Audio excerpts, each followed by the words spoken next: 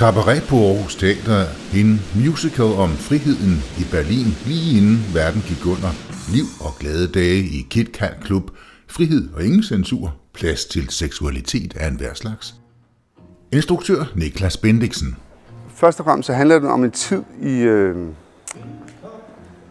i efterkrigsårene fra 1. verdenskrig, som har Tyskland er lige blevet et demokrati faktisk, og censuren er blevet fjernet, og derfor har der nu været et årti med fest og stemning og leben. Samtidig med det har USA, England, Frankrig krævet krigsskadeerstatning, så de har nærmest tømt hele Ruhrdistriktet for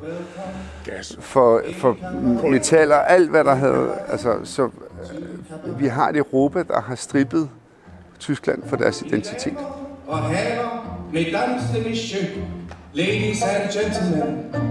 Simon Matthew er MC.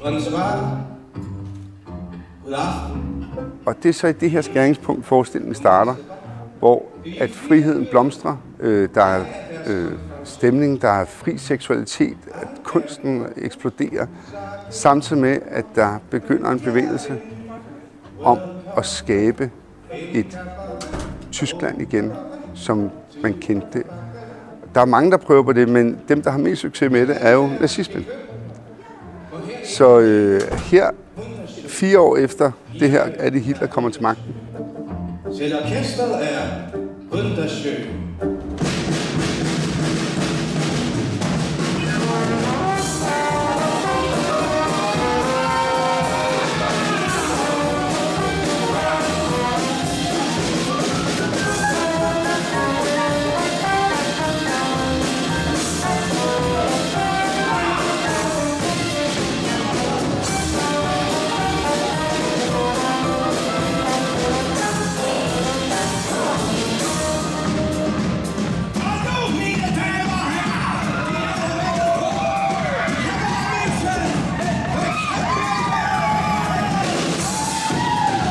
Forfatterne og komponisterne, Kander og F, sagde jo dengang i 66, at den her forestilling var et vidne til fremtiden om, at sådan noget her ikke skulle ske igen. Og det er jo pudsigt, man kan kalde det pudsigt, det er måske et for pænt ord. Men det interessante er jo, at vi nu står i en situation, der på mange måder globalt minder om det, der skete i 1929.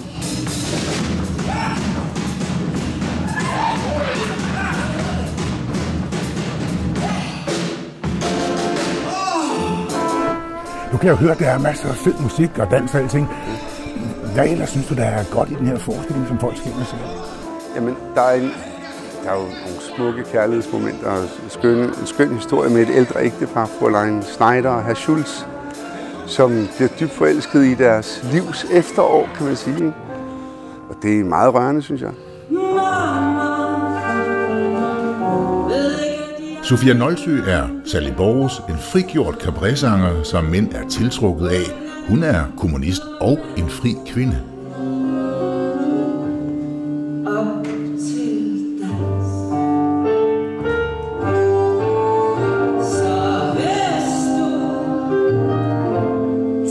I Berlin på det tidspunkt var det jo ikke kun nutter lavkage, vel? Der var jo altså også, jeg tror, overgrebene stod i kø.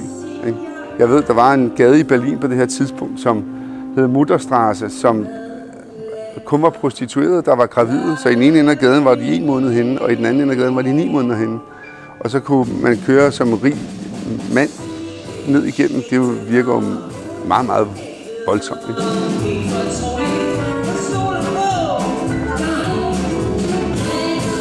Der er en vrangside og en skøn side, altså når kunsten eksploderer og alting. Men så samtidig, hvis du ikke har nogen penge, og inflationen stiger, den ene dag koster et råbrød 1 krone, den næste dag koster det 100 kroner.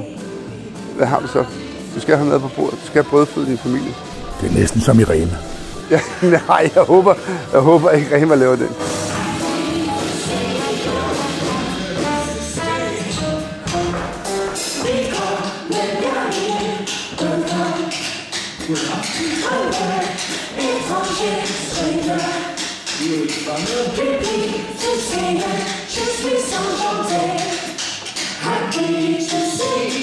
forfatterne og komponisterne, Kander og F, sagde jo dengang i 66, at den her forestilling var et vidne til fremtiden om, at sådan noget her ikke skulle ske igen. Men det interessante er jo, at vi nu står i en situation, der på mange måder globalt minder om det, der skete i 1929.